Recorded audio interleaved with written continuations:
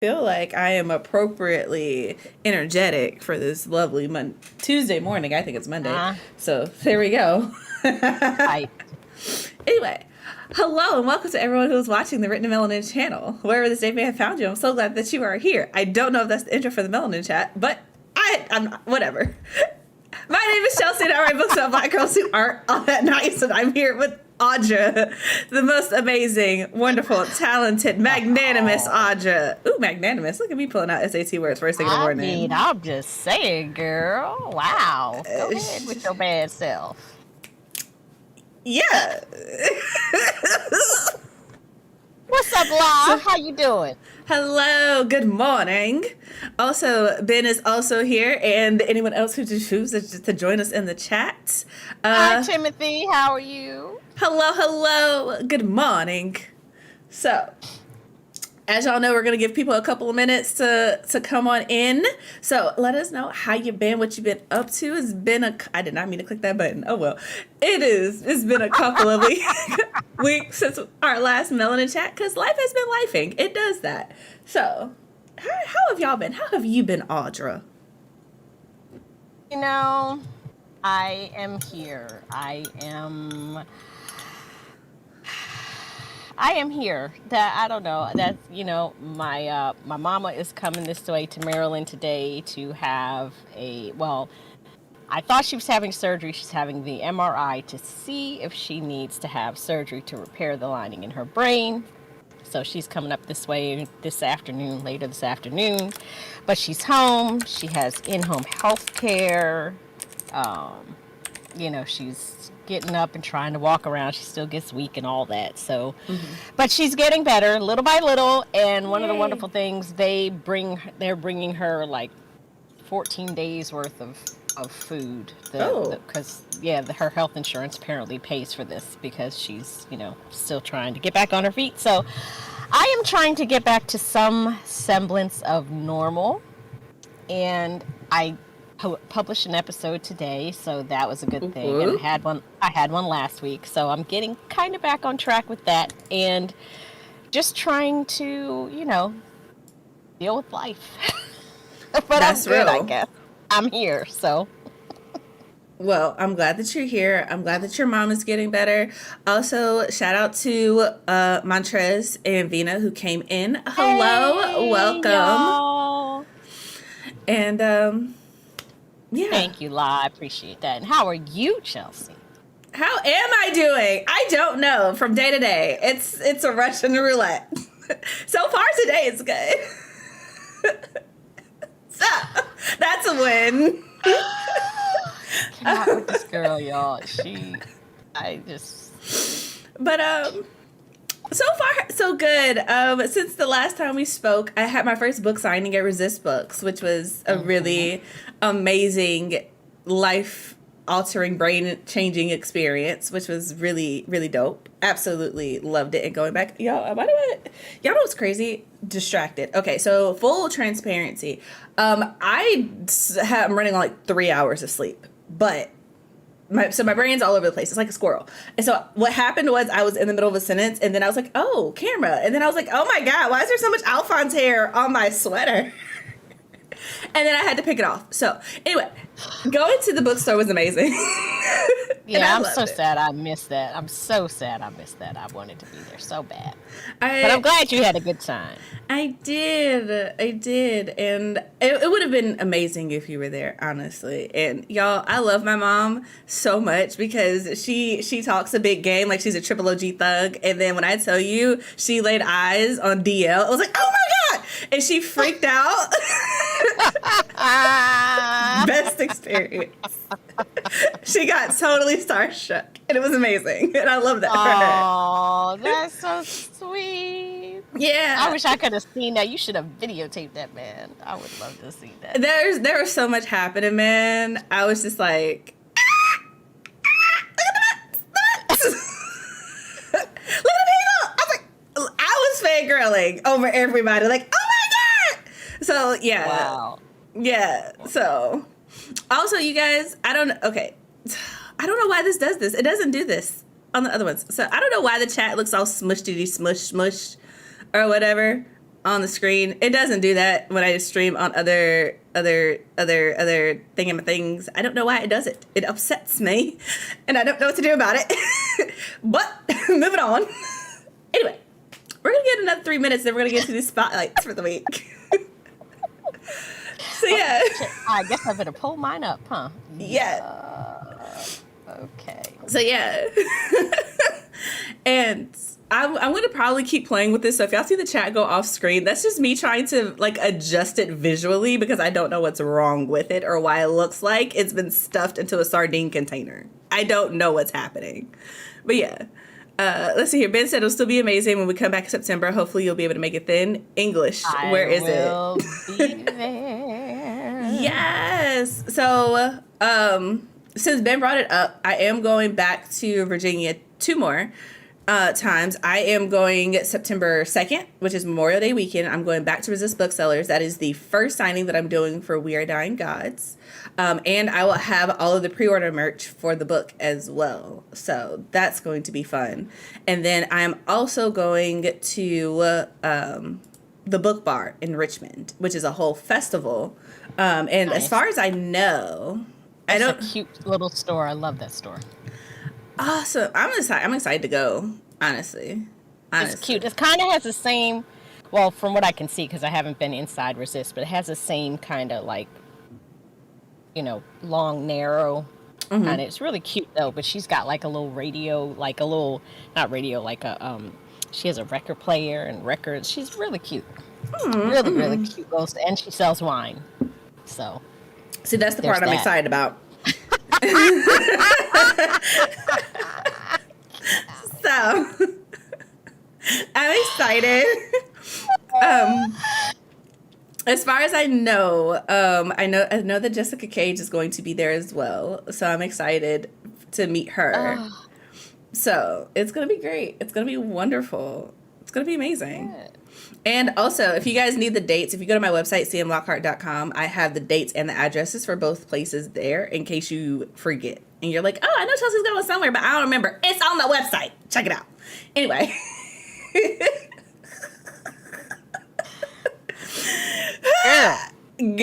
Okay. So, chaos is clearly going to be taking over today. So be prepared, strapped into your seats for whatever today is going to be. Bookish treachery. Bookish treachery. She is not letting this go. Nope. She is not letting this go. I love that for us. Never. But that being said, it's been a couple of minutes, so we're gonna go ahead and move on. Give you our bookish books, black books, whatever. Melanin Spotlight. There we go. Couldn't remember what I called it. Melanin Spotlight for the week. Don't judge me. 3 hours of sleep. It is what it is. We are going to function as best we can. Okay. So, as always, I'm gonna let Audra go first. Because she had an episode with this author come out today. So if you're on YouTube, after you finish the Melanin Chat, go over to Audra's channel and go watch the video after this. Or open it in another tab if you're fancy, if you know how to do... What are you doing? I'm trying to do my backwards goggles, but I'm limited with space in my closet. Go watch. Y'all, this is who I interact with on a regular basis. This should tell you so much about who I am as a person. Anyway, moving on. I just spotlight, go. My book is This Is Not How It Was Supposed to Go by Dr. Tahira Chloe Mati. And she is a wonderful person. We had a wonderful interview, and this book was drama, murder, and mystery, and the murder was never solved, and all kinds of family secrets. Yeah. Debauchery. Debauchery. This is some bookish debauchery. And I was here for it. It was a nice, juicy read. And if you're in a reading slump, this is a nice book that will lift you right on up out of it. Quick, delicious read. It took me 5 hours to read it on my Kindle. Like 200-something pages. So, really good book. So here we go. Of all the times Roshan's life fell apart, the summer of 2010 was the messiest by far. Locations have been redacted because this tale of thirst and mischief is way too hot to handle. Unemployed and fresh out of college at age 32, Roshan is back in her hometown looking for a job and the perfect summer fling to cure her blues. As luck would have it, her 3 potential suitors each have their own baggage and beef with one another. Living with her mother is a daily battle, but beneath the matriarch's wisdom and warnings are secrets even darker than Roshan's. In these naughty, explosive adventures, life in the suburbs spins way out of control, and the past always catches up to kick some ass. And when she says it's redacted, like there's literally parts where it says redacted, because there's so much drama in the book. Okay. I was here for it. Yes, she talks about that in the book. And she's a local author. She's from Maryland. And she's like, this book is not about me. It's just, she was like, I just had to redact because I didn't want people to be like, oh, is this so-and-so? Is this so-and-so? It's totally fiction. But it was so juicy. I was like, I ain't never read no book before where literally the character redacts their own information. Not redacting your own information. Redacted. I was just like, okay.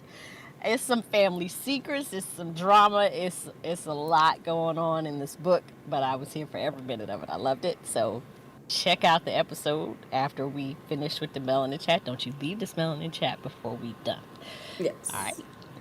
Or if you're super talented, you just open another tab and then have it waiting. But after waiting. Yes. There you go.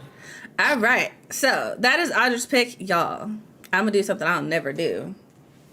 Bam! I got the book. What? And you guys. Oh my God. She's got the book, y'all. I'm going to blow your mind, okay? I've read this entire book. And I read it last night. And basically, I read it in like 2 sittings. This book is good. I'm really excited about this book. So, if you're listening to this and you're like, Chelsea, I'm at work, I'm doing stuff, I'm not looking at the screen, what are you talking about? This book is called Their Vicious Games by Joelle Wellington. I have an ARC, which if you're new to the channel, an ARC stands for Advanced Reader Copy. Thank you for tuning in. Also... Or it stands for Audra's Reader Copy. I mean, but Audra didn't get the book, so Chelsea's reader copy. Anyway. Advanced Reader Chelsea. ARC. That's one way to go about it, I guess. But anyway, you guys, if you are not new to this channel, if you have known anything about me on the podcast, on TikTok, on whatever, y'all know the thing I love to say is I don't read books, and I don't. So it is an anomaly, and I usually, when I do read books, I do not read them all basically in one sitting, because the way my attention span is set up, that's not going to happen. But the reason I am functioning today on 3 hours worth of sleep, basically, is because I was up reading this book. It is a suspense thriller, young adult. The comp titles, if you care about those, are Squid Games meets The Bachelor with a little bit of Ace of Spades. But honestly, I read Ace of Spades, and I've heard, not my personal opinion, but I've heard that there are a lot of people who ain't too big of a fan of Ace of Spades. Yeah. But I've read this book. I like this book. And let me tell y'all, there's only 3 black people in this book, and I still thought it was good. So that should tell you what I thought about this book. So, anyway, the book is called Their Vicious Games. It comes out in July. So next month. I want to say July 25th, but don't quote me. Yes, it is. Look at me. Damn. Okay. Fuck. Got the book. Sorry. Oh, dang it. And I bit the cover. Okay. Anyway. 3 hours of sleep. Oh, well, I done read the book. It's fine. I know what's on the inside. Anyway, July 25th. I was trying to look at the back because it's the ARC. It tells you when it comes out. Anyway. July 25th, it comes out, and the description of the book is, can't do 2 things at one time. You must work twice as hard to get half as much. Adina Walker has known this the entire time she's been on scholarship at the prestigious Edgewater Academy, a school for the rich and mostly white upper class of New England. It's why she works so hard to be perfect and above reproach, no matter what she must force beneath the surface. Even one slip can cost you everything. And it does. One fight, one moment of lost control leaves Adina blacklisted from her top choice Ivy League college and any other. Her only chance to regain the future she sacrificed everything for is The Finish, a high-stakes contest sponsored by Edgewater's founding family in which 12 young, ambitious women with exceptional promise are selected to compete in 3 mysterious events: the Ride, the Raid, and the Royale. The winner will be granted entry into the fold of the Remington family, whose wealth and power can open any door. But when she arrives at the finish, Adina quickly gets the feeling that something isn't quite right with both the Remingtons and her competition. And soon it becomes clear that this larger-than-life prize can only come at an even greater cost, because the finish's stakes aren't just make or break, they're life and death. Adina knows the deck is stacked against her. It always has been. So maybe the only way to survive their vicious games is for her to change the rules. Oh. So. Yeah, I really want to read that. Honestly, y'all, if you like thrillers, if you this is very much a final girl story. Very much final girl. And when I tell you I was locked in, I was like, oh, snap. And when I literally at like 1:30, because the thing I love about my life, right, is because I am married to Benjamin. And the thing about Benjamin is that he also likes to read. So we're both up at like 1:30 in the morning, and we were just casually reading on the couch. It's a wonderful life. Love it, that for us. But in the middle, I was literally like, that escalated quickly. And he's looking at me like, what is wrong with you? What does that sound? And he's looking at me like, I'm crazy. And I'm like, no. You don't understand.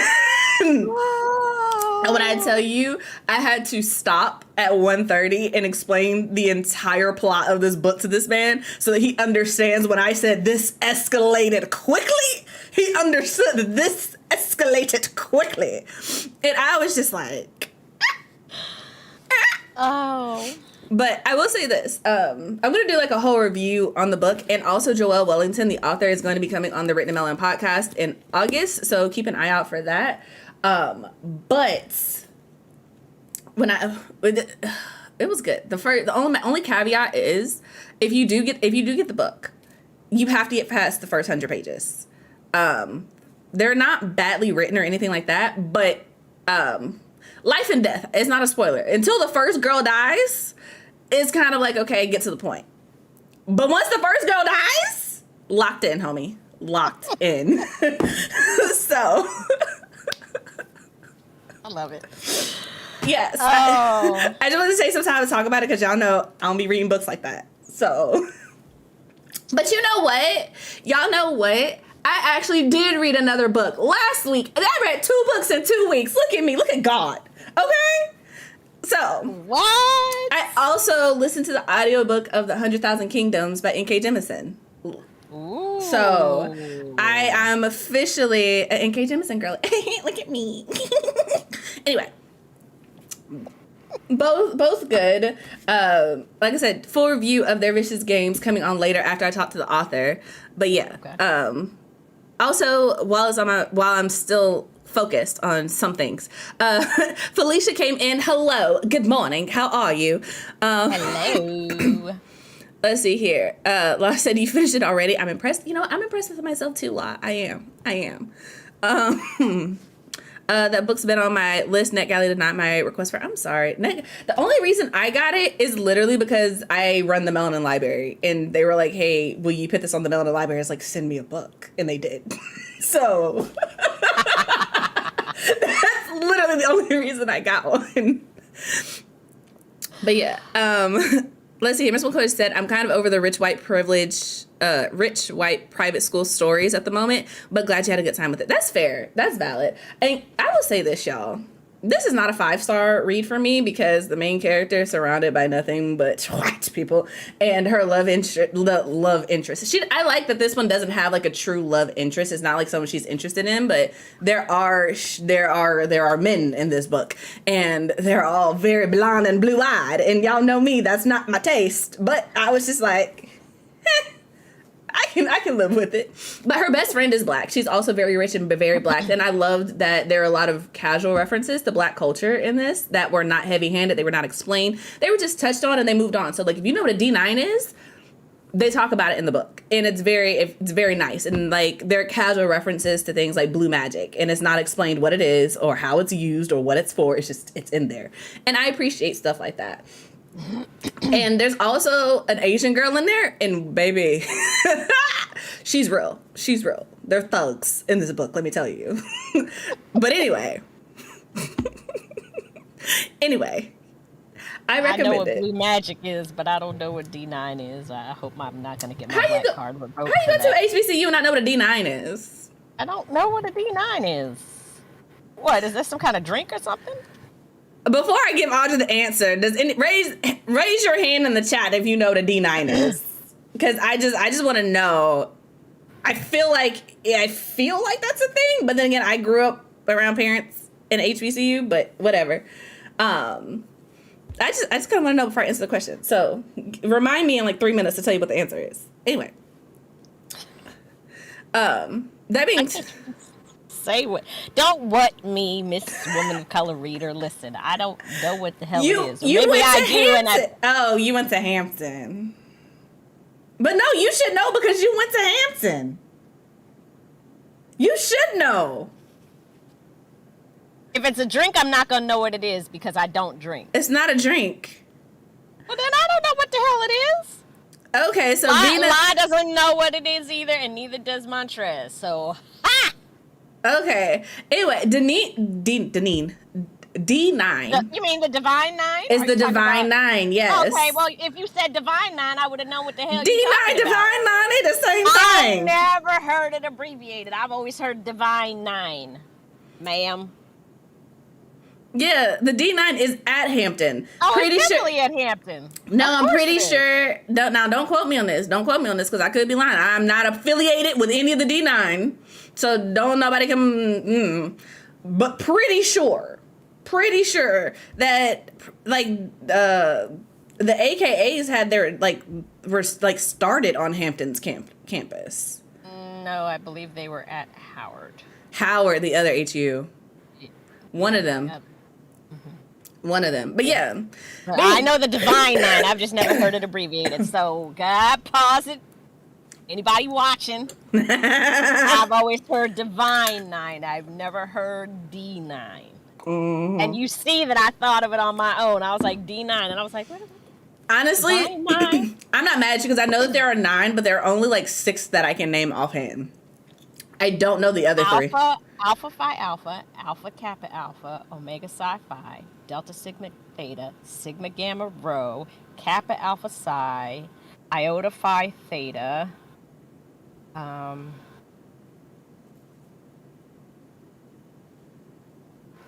Beta Sigma. Did I say Zeta Phi Beta already? Might be Zeta Phi Beta.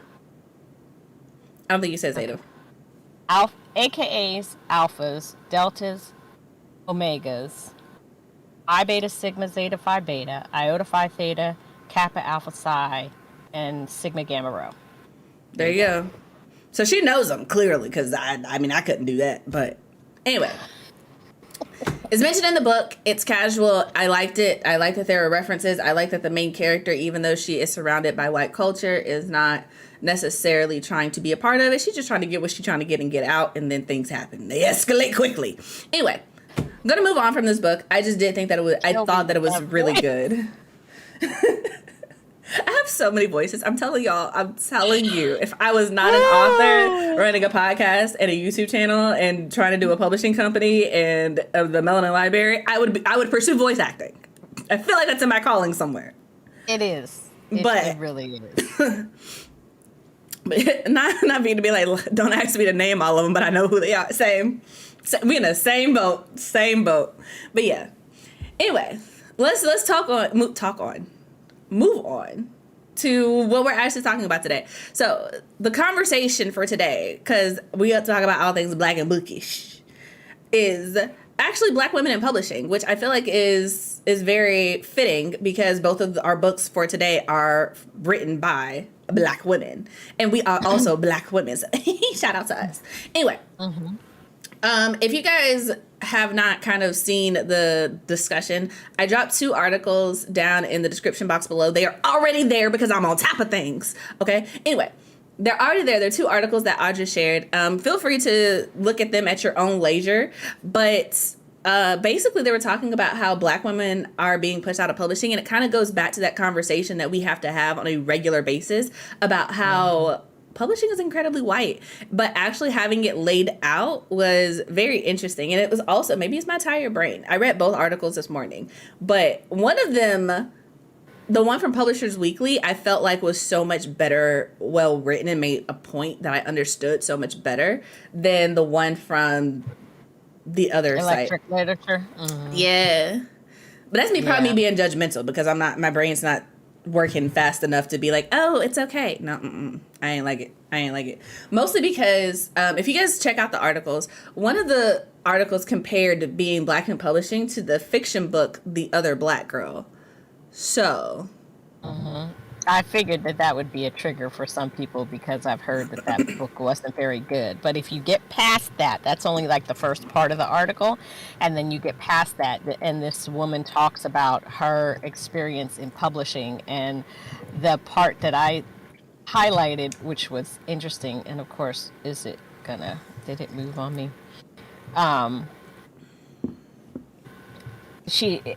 I'm just going to read this little part. She said, soon after my arrival, it seemed the tide was changing again. After 10 years at the helm of Amistad, Sherrod left to work at Little Brown and Company in April 22. Within a year of being announced publisher of Coffee House Press and being the first person of color in this role, Anitra Budd announced her resignation in August 2022.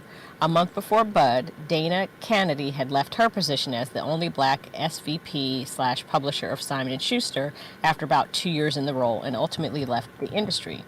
Earlier this year, one of Kennedy's team members, VP Executive Editor LaShara Bunting, departed S&S Simon & Schuster under a similar 2-year timeline after joining the company in 2021. People depart jobs for various reasons and under different circumstances, yet the shift from positions of power in publishing to sudden departures was and continues to be noticeable. And then she says, on August 29th, 2022. Look at her picking up my habits. Love that. I did. I had to do the Chelsea laugh.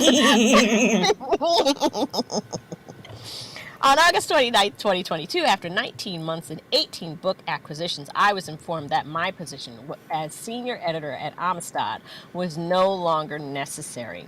Imagine being told your role was unnecessary less than 2 years after being assured of the necessity to nurture more Black editors. One of the first things I thought upon hearing those words was erasure. Erasure as colleagues reached out congratulating me on a new job. They'd been told I was leaving and not that my company account had been disabled 5 minutes after logging off the virtual meeting in which I was let go.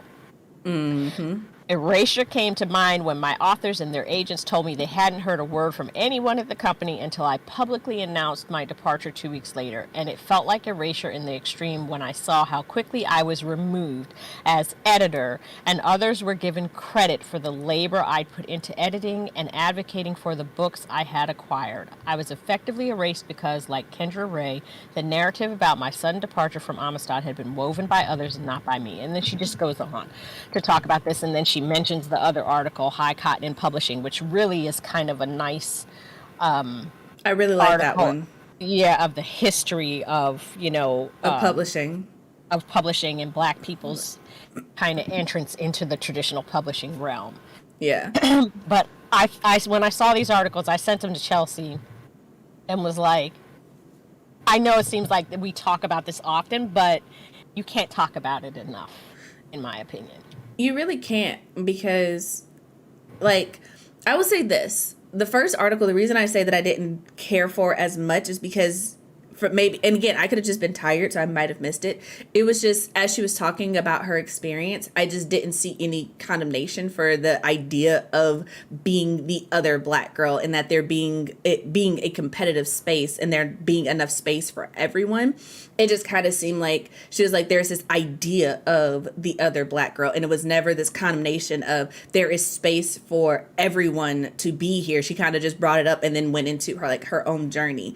And I was just kind of like, okay, so when are we going to point out that the part of the problem is that so many people, black and white, of all across the spectrum, right, treat it as if there is only space enough for 1 or 2 or 3 people. And that's part of the reason that we have the situation of, okay, there are not a lot of black people in publishing.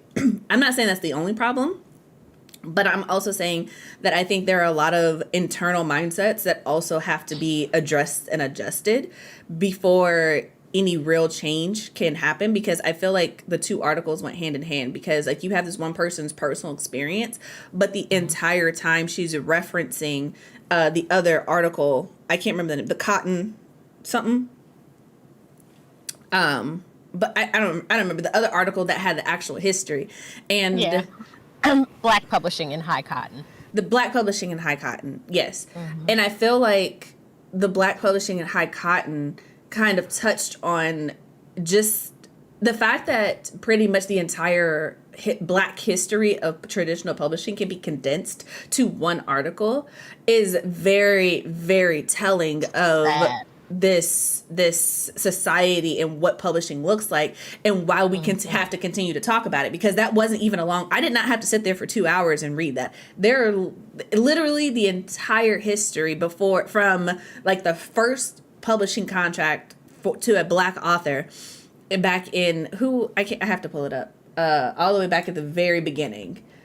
Yeah, to Langston Hughes. And, Langston Hughes, all the way back at the very beginning. No, even before him, I guess. Charles F. Nella Harris. Larson. Yeah. Charles F. Harris was the first black editor in trade book publishing.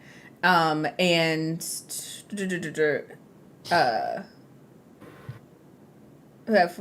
yeah, I'm not going to try to read this, but basically the fact that it can go all the way back, like I said, to the late 1950s or the 1940s, 1920s or whatever, 1920. Yep. through 2000 and 2020s, and basically all the major milestones are there. That's very telling of how much history we don't have in this publishing industry, you know? And I feel like sometimes, okay, anime teaches you things, because this is a random thing, and it may be because I'm tired. I caveat everything that I'm saying today with that, right? But Ben and I watched this anime called Gate, and there's this moment where basically, if y'all don't watch anime, all you need to know about the anime is that basically this magical gate opens to another world. The Japan sends their self-defense unit through the gate, and basically they're trying to set up diplomatic relations, whatever, with the people. In the midst of this, they fight a dragon, and the dragon ends up killing 150 people. Okay? And back in Japan, the cabinet is like, how dare y'all like let 150 people die? But there's like this goddess of death who comes back through the gate with them, who is also testifying at this hearing or whatever, and she's like, are y'all dumb? Like, y'all are manipulating the numbers, because you're looking at the 150 people who died and not the 450 people they saved. Like, they fought a dragon and lived to tell about it. Y'all should be celebrating them, because people don't do that. And the reason I bring that up is because the whole point of that scene is that she's pointing out how so many people in power will manipulate the numbers and manipulate the way that they present things. So people are only looking at what they're telling them, and they're not listening to what they're not saying. And I feel like this applies in the same way, and so much in publishing, in Black culture and representation happens so much. So many people want to point, but look at what has happened. Look at the progress. Look at what's been done. But look at what you're not saying. Look at the fact that this is the only example that you can point to. Listen to the fact that you have no other people to point to. Listen to the fact that you can list off, even to this day, the most influential Black authors in publishing, because there are only a handful of them who have managed to make an impact lasting enough to influence a culture and a generation. But if I ask you to pick to pick a white author who has made history and defined a generation, you have more than you have hundreds to choose from. Hundreds. Whereas when you come to Black authors, you got like 5. And 9 times out of 10, ask any Black person who reads books about an author who has influenced a generation, and I almost guarantee you that one of those authors is going to be Toni Morrison, Alice Walker, Zora Neale Hurston, or like Richard Wright or Langston Hughes or James Baldwin. And mind you, those people are great, but pretty sure all of them are dead at this point. So Alice Walker's still alive. Alice Walker's still alive. So Sorry, I'm not wishing ill on anyone. Just trying to make a point. It's just the fact that we're still very much in the space, taking up space, doing the work. And it's still so a conversation that has to be so heavily had that other people kind of want to be so quick to dismiss. And then it's just like, but y'all have yada, yada, yada. And it's the fact that had, not have, not present tense. Because as you pointed out in that first article, you know, these people were getting positions, and it's the performative nature of it all for me. Because if you guys read the article, and I do recommend that you check it out, at least even if you skim it, because the author makes some really good points about how the quick turnover rate, and how people at one point it's a cycle. It's, oh, we need to do better, we're going to do better, we're going to do this, we're going to do that. And even if they follow through on it, they don't follow through on it long enough for it to be impactful, for it to grow, for it to get legs. Because it's not done in perpetuity. It's just done for the moment, for the emotion of it all. And then exactly. And it's done for the performative, to say that we did it, but they're not supporting it to say it's like it's like the Three Little Pigs. You're building a house of sticks, and then when it falls down, you're like, oh, but we tried. And it's like, you did not build a house of bricks. You did not put in the work. You wanted to go outside and play. You wanted to do other things. You wanted to put your resources in other places, and therefore you did. And then you wanted to blame the house when it fell down, or the person who's in the house that you gave it to, because it fell, and knowing good and well that you did not build a foundation. You did not put time and resources and effort into it. Because if you've never run a business, if you've never looked into running a business for yourself, which is totally fine, most people don't, but it is very common knowledge that for any business, in order for it to succeed, you need to give it at least 5 years. The fact that a lot of these imprints, a lot of these editors, a lot of these publishers were only given 2 years, it's just like, what do you expect someone to do in 2 years? What do you expect someone to do with less than 1,000 days of work? What are you expecting someone to do to actually prove that people want this? Because if we all spend time on the internet. We know how quickly things move, but we also know how easy it is to not see something until it's like, oh, I didn't even know that this book existed. I didn't even know that this was happening. I didn't know. And then in the article, they talk about how a lot of these authors get very scarce budgeting, talking about, oh, they'll find their audience or they won't. And it's this idea that just because you're Black, we're supposed to know that, it's the idea like every Black person knows each other automatically. Right. And it's just like, you don't need to market. You don't need to tell people. You don't need to do, homie, what? Since when? Since how? That makes absolutely no sense. I'm ranting. I'm going to rein myself back in because this coffee is kicking in and that caffeine is making my mouth run like a motor, y'all. So we're going to slow down. But it's interesting. But looking at the comments, because Vina had some really good comments. Let's see here. Also talking about the part where they announced that she was leaving instead of being fired. It's like that idea of, oh, we're just going to be like, oh, you chose this instead of we did this to you. It's also that narrative of pushing this narrative of like, oh, well, Black people don't want to be here. They don't want to be in this space. They don't want to do the work. Lies. Absolute bull foolery. Because PG-13. But y'all know what I mean. Yep. Yeah. Also, Ash came in. Good day, ma'am. How are you? Good day. Good day. I didn't understand why she used the other Black girls as an example. I don't either. I feel like it's only because in the book, the Black girl worked at an editorial company. I think that's what it is. She's just making the parallel there that she understands that it's not necessarily the same situation as far as the minute details of it, but it's the same situation overall. So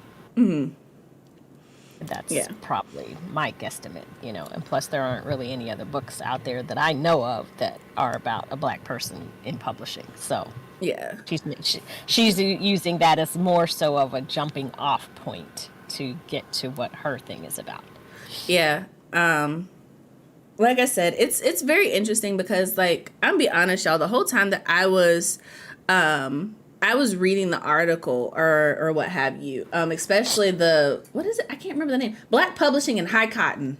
That one. The whole time I was reading it, I was thinking about the potential impact that we in our current generation can have, because I was looking at how all of these Black authors who really did well were supported because of the Black community, because of magazines like Essence, because of Oprah's book club, because of like the national book clubs and stuff like that. And it only existed because of that, and that self-publishing in a lot of ways exists because Black people were selling their books out of the trunks of their cars, going to places like churches and hair salons and barbershops. And it exists so that we can do this because they did it. And I feel like even that as part of the history is being erased. And so I think about things like the fact that, like, I said it jokingly that I got this book because I run the Melanin Library. But, like, seriously, when I think about how many platforms there are for Black authors specifically, and to support books by other Black authors, they are not many. They are kind of few and far between, and then the ones that are sometimes so selective, it's almost impossible to get on the platform unless you know about it and can plan for it months in advance. And I'm not saying that those platforms shouldn't be selective, because y'all know me, y'all know how I run my platform. I am extremely selective on who I let into my space. However, I feel like it's the difference between, like, when you Google Bookish podcasts, I can tell you right now, mine is not going to come up. Audra's is not going to come up. But I also know that we are for Black authors, especially within the indie spaces, we are two of the largest podcasts that talk to Black indie authors. Because a lot of the other podcasts talk to specifically traditionally published authors. And there's nothing wrong with that. But it's also the fact that when you're looking for resources, they are very hard to come by. And it's just like, without those resources, it's like, how are we supposed to build this community? And it becomes difficult because even what we're doing here on YouTube, I'm not saying that we are the only ones doing it. I refuse to say that. But as far as the ones that I know, and I have looked, because as an author myself, I'm constantly looking for other Black creators to support and other Black creators to reach out to, and other people who are doing this and doing it consistently enough where it's just like, I don't want to book an interview with you that's going to be 4 months out and your podcast is only 2 months old. So it's like, I don't know if your podcast is still going to be here in 4 months. And that's not to be funny, but statistically speaking, a lot of people start things and then do not follow through on it. And that's not like a condemnation on anyone. It's just a fact. A lot of people start podcasts, start YouTube channels, start platforms because they see a void, a need. But then they realize how much work it is to fill the void, and it's a lot of work. And so I think about that, and like reading the article made me think about the impact that the Melanin Library could potentially have if we had the resources. Because I think about, like, if the Melanin Library really had the resources like some of these other platforms have to do the things that I know for a fact that we could do if we had like the money and the time. It's just like, it could be so much bigger. But then I also think about, there are magazines and such that don't exist anymore that were for Black people and Black readers. And part of me wonders if it's just a shift in the culture, because also something else that kind of like popped into my mind is, I don't know if y'all saw the BET Awards, but I didn't, because that's not my jam. I don't really care about real life people being real. But I did pay attention to the fact that Coco Jones won Best New Artist, and she was crying over it. And I think it was like a rapper. I think her name is Lotto. I don't listen to rap music like that, but I think she also won like Best New or Best Female Rapper or something for 2023. But there are people on the internet talking about, girl, it's just the BET Award. Like, you're doing too much. And the fact that it was a Black woman who was telling this other Black woman to calm down. BET Awards, don't do that. Because it's just the BET Awards, and it's just like, but why is it that we're disparaging and hold in higher regard accolades that do not come from people like us? Why is it that, we expect coverage from people who look like us, but we consider it a privilege to be on platforms and receive accolades from people who don't? I feel like there has to be a shift in the culture and the mindset where we have to prioritize being respected by people who we ourselves respect rather than chasing after this perceived sense of approval to being like, oh, you don't make it until the palm colored people accept you. And it's just kind of Raisin like, Raiders. Nah. it's That's some it's just the thought, because I'm also like, that's supremacist thinking, and you know what word goes in front of supremacist. It's yeah. that kind of thinking. And we all have it to some degree, and you have to really be cognizant of it and catch yourself, because I mean, honestly, the BET Awards, they've kind of I come from a personal experience of it. I worked with BET when I was an undergrad when they were filming the CIAA championships, and they were always very unorganized. Maybe things will change now that Tyler Perry owns it. Yeah, I that's what I was don't gonna know. say. He purchased BT, so it's actually Right. BT is actually And black VH1. owned. It's Yeah, actually black owned again. again. And Yeah. he also bought VH1. So maybe things will improve, but just the fact that people will downplay it because it isn't the Grammys or the Emmys, or it's just like and again, those are spaces that don't want us there. Those are spaces that you could probably write one article about the number of black people that have won Grammys and Emmys and the Oscars. Yeah. So, it's that thinking that that his ice is colder than mine.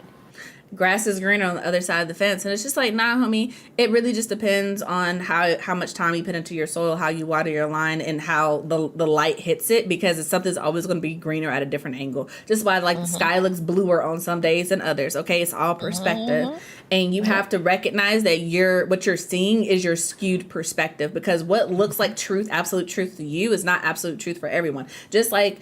It's just like the same concept. If you are in Texas and it is raining, it does not mean it's raining everywhere else, even in the city at the same time, let alone the state, let alone the country. Your absolute perspective is not the only one. And so you have to be mindful that what's happening and where you're at is not necessarily the absolute truth, but also be mindful that I don't know where I was going with that analogy. It was good though, and I hate that I lost it for you. I'm so sorry.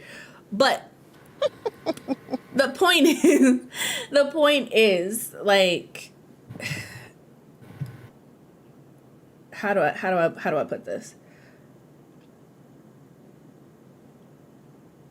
I don't know how to word what I'm feeling at this moment, but it's just like I said, this article and what's happening and how people perceive things and how we as a culture kind of, I wish we had more uniformity.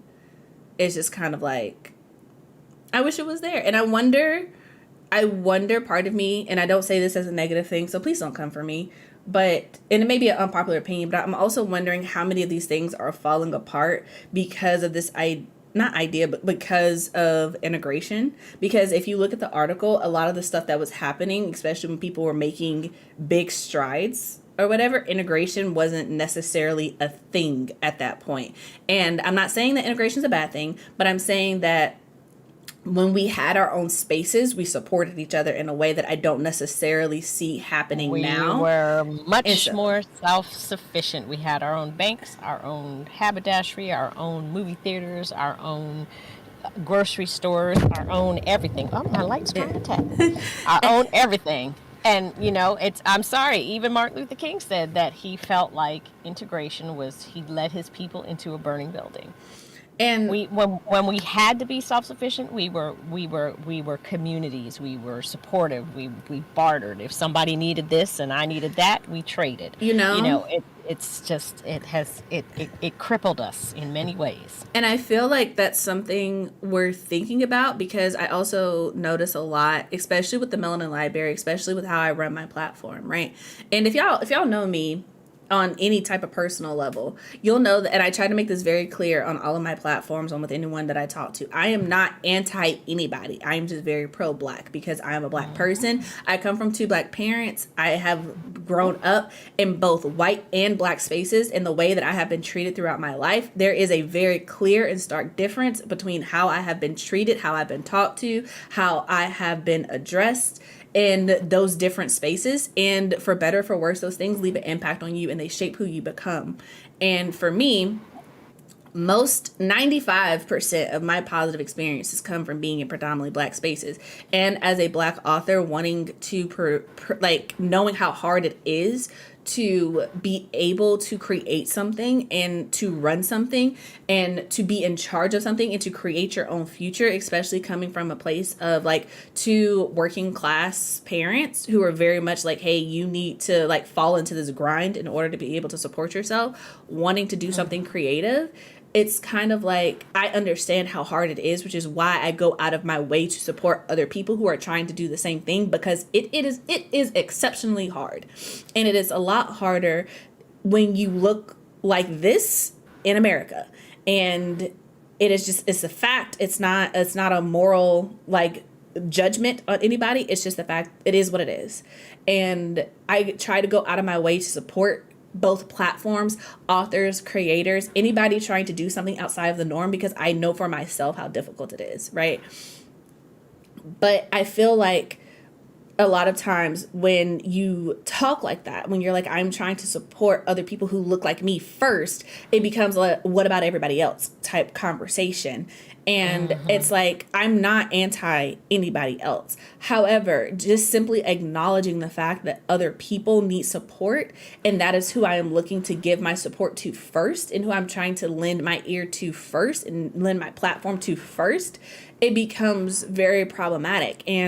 But it's only and with we are the only race that's questioned about being pro-Black. You don't see Asians or Puerto Ricans or white people. You don't see them being questioned about being exclusive to their space.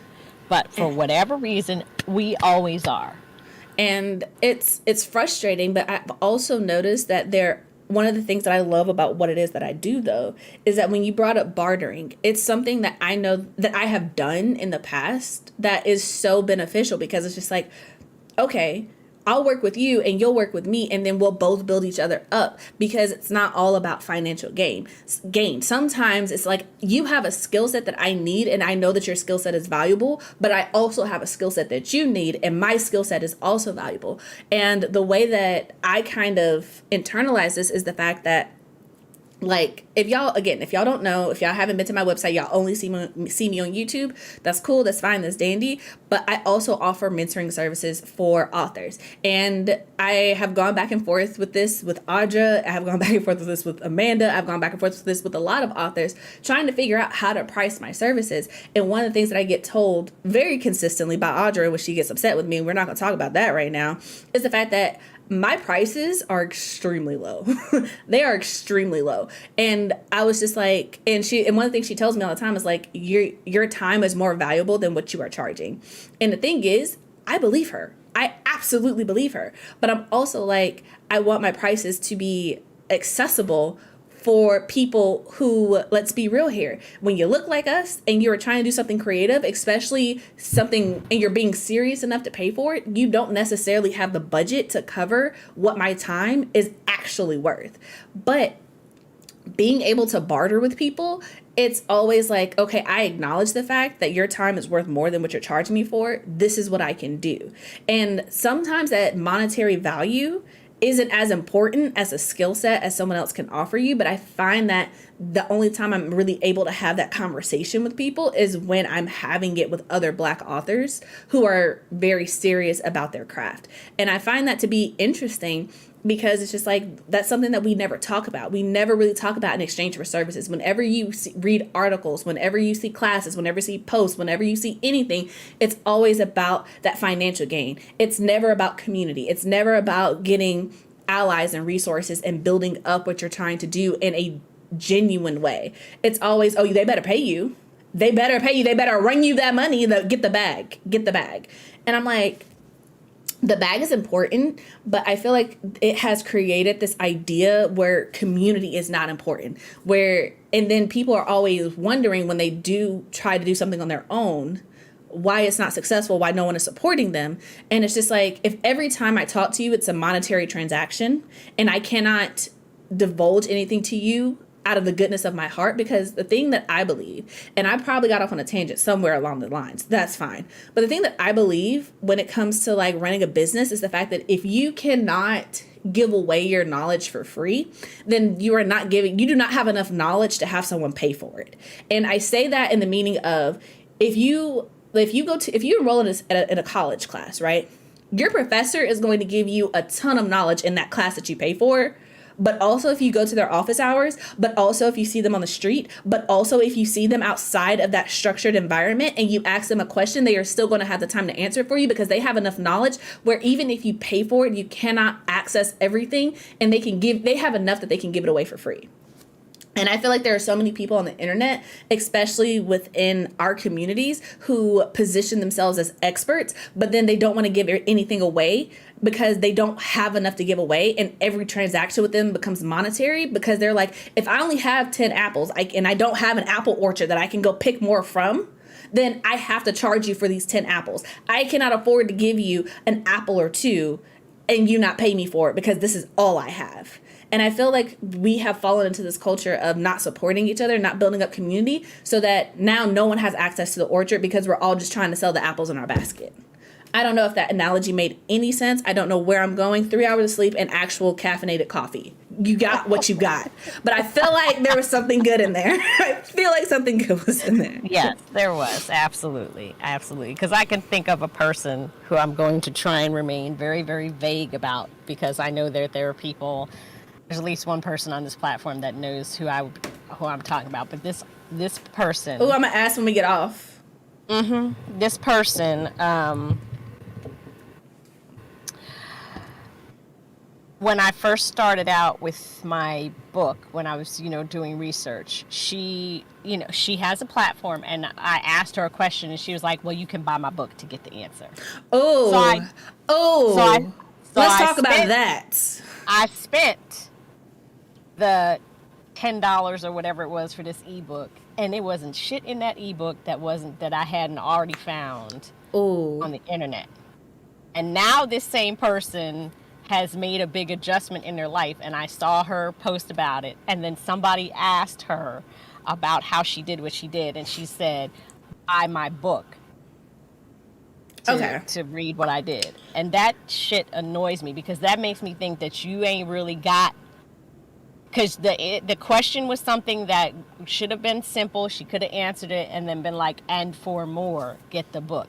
But I feel like, Audra, can I rant? Can I rant? And y'all know we got rants and rambles coming up later this week. I just need y'all to know that. I mean, I got 2 minutes left. It's 58, so I mean, just trying to tell you. Okay, well, I'm gonna let y'all know right now that if you are not signed up for the after chat, you need to get into that, because we are absolutely going to continue this conversation. If you don't know what the after chat is, it's the chat after the chat.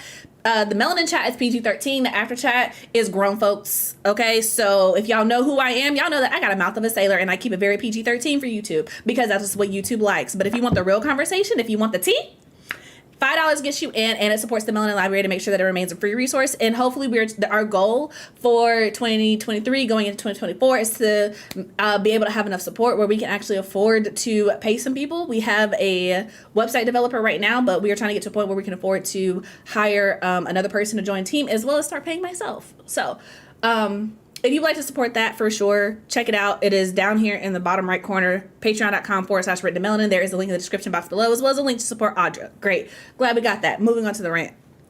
Here's the thing. I legitimately hate when people are like, purchase from me. If I ask you a question, homie, answer the freaking question. If I am lost and I ask you, where is the nearest Target? I need to get to Target. And you're like, buy a map. Bruh, if I could buy a map, I would have done that, okay? I would not be here asking you, okay? Don't be like, oh, now I'm a map seller. Buy my map. Bruh, get out my face. If you can't tell me what the Target is, why am I going to buy your map? Clearly you don't know. You can send me a blank sheet of paper and I wouldn't know. And then you're going to be over here with a freaking SpongeBob map with an X marks a spot on some white. Outdated.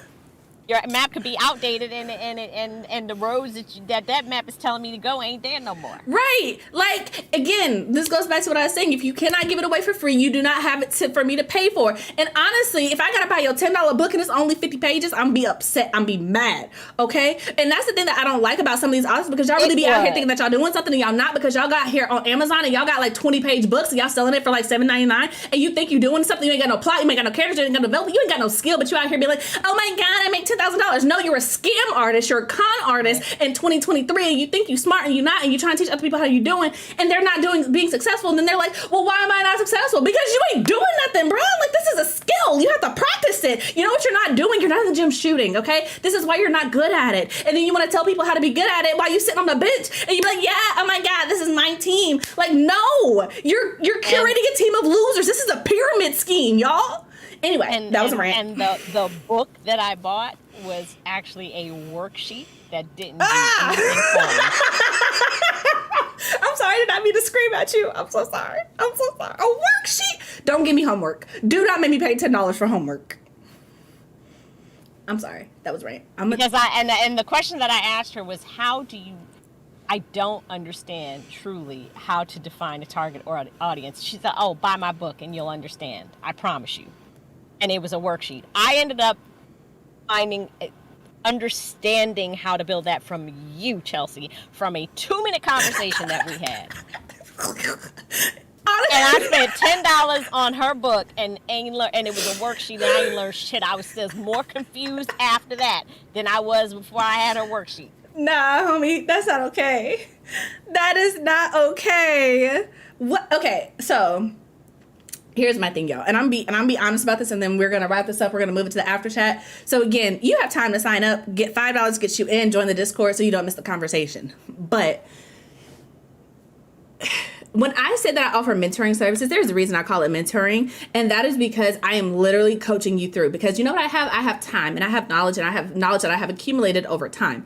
And that is what you're paying for. But the thing is, almost everything about indie authoring can be found on the internet. When you pay for someone, I believe that you're paying so that you do not have to do the research yourself. The same reason why you go to pay for a college course, okay? You're paying for someone else to teach you what they have already learned, which is easily accessible if you were to take the time to do it yourself. But you know what you're doing when you go to college? You're paying someone who is 40, 50 years old, who has lived long enough to have done the thing long enough to teach you how to do the thing without you having to live 40 years to get the same exact knowledge. That's why you read nonfiction books, because somebody has already lived long enough to get that knowledge for you, and they are giving it to you. You are paying for their experience. That is why you pay for something. You are not paying for someone to be like, oh my God, here's the basic information. If you are not giving me more information than a Google search, we're gonna fight.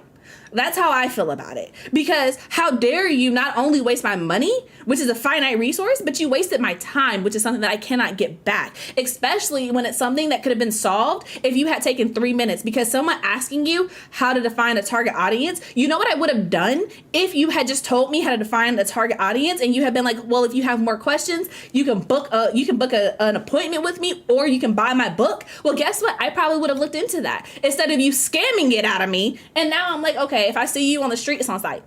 On site. Because how dare you?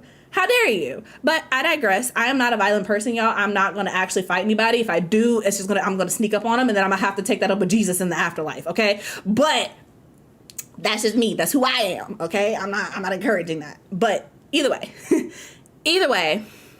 we're going to continue this conversation in the after chat. We got about 2 or 3 minutes before we log off. Thank you guys so much for being here, for joining us. We're going to try to keep this schedule, but as you know, like, Audra's mom was sick. I was dealing with the stuff with my book and like lifing, so the Melanin Chat got a little off schedule, but every other Tuesday, we're going to try to keep that schedule going forward. Also, please tune into Audra's podcast. We do have a monthly rants and rambles, and if you like this, guess what? Her podcast is not PG-13, so you can go check that out anytime you want to. So get into it. If you haven't already, go ahead, like, comment, and subscribe to the channel so you don't miss when we go live. I occasionally do writing sprints on Thursdays, as well as the Melanin Chat every other Tuesday, and I may or may not be posting some other things on the channel because she's busy, and sometimes it doesn't happen, but I'm gonna try. I'ma try, okay? So, that being said, if you watch this in the future and you're just not seeing this, please leave a comment down below to let us know that you watched it, that you enjoyed it. Let us know what you thought about Black women in publishing. Let us know what you think about the Black communities and how we support each other, about Black books, about the books that we told you about. So, if you're interested in Audra's book with the drama or my book with their vicious games that we told you about, then for sure, click the links down in the description box below. And I think that's it. I think that is the whole spiel. So, that being said, thank you guys so much for being here. And until next time, I hope your days are lovely and your books are interesting. Bye, you guys.